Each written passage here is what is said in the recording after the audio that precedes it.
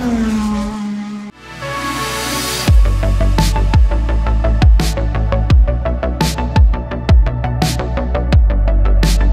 Shumi from Overdrive, and what you're looking at is the brand new Honda CB300R that's been launched by Honda today in India for 2.41 lakhs ex-showroom all India. It's going to be sold only through the Wing World dealers of Honda, so it's not going to be available where you can normally buy the Activa. And unlike the things that go to the Activa showrooms, this thing is not made in India, it's assembled in India from kits that originate in Thailand. The bike you're looking at though is not completely stock. There's a lot of accessories and bits on it. The phone that has appeared at the edge of the screen is not one of those accessories.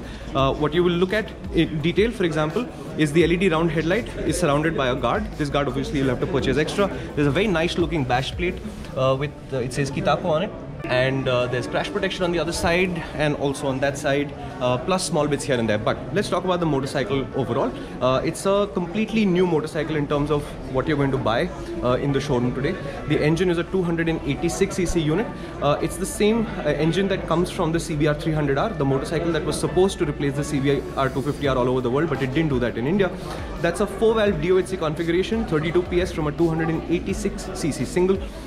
It's been slightly retuned for this motorcycle. So if you look, the airbox and the air intake path is actually straight to the engine. That's one of the changes they've made. The exhaust is a new 2-chamber design, and that also is basically to allow them to do the sound tuning. Now that engine, it's BS4 compliant today, goes into a completely new frame. I'm going to go closer so you can look at the frame.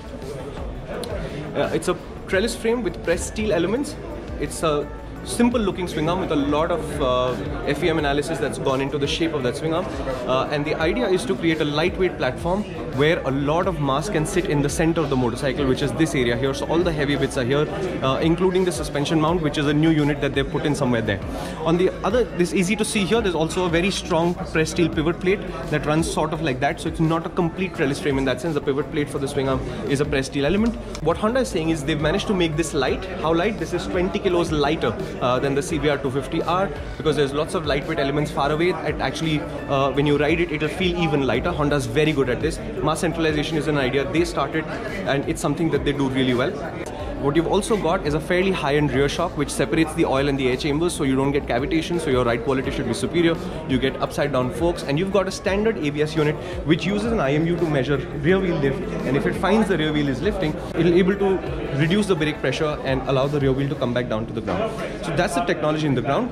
And the motorcycle, what it is wrapped up in is very, very nice looking skin. This is what Honda debuted as the Neo Sports Cafe concept, which has now become production motorcycles. This is the 300, there is a 650, and there is a 1000cc inline 4, which we saw from Milan last year, which also looks fantastic. It's a very, very Honda design. It comes from Honda Europe, and in that sense, it's a very classy looking motorcycle. And what I really, really like about this motorcycle is it looks fresh, it looks attractive without looking flashy. There's a classy elegance to this motorcycle that I'm really enjoying looking at, and the more I look at it, the more I'm enjoying it.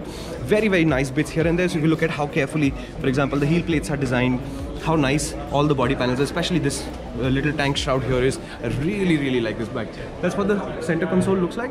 So you've got the speedo indicator here, a fuel gauge on the side.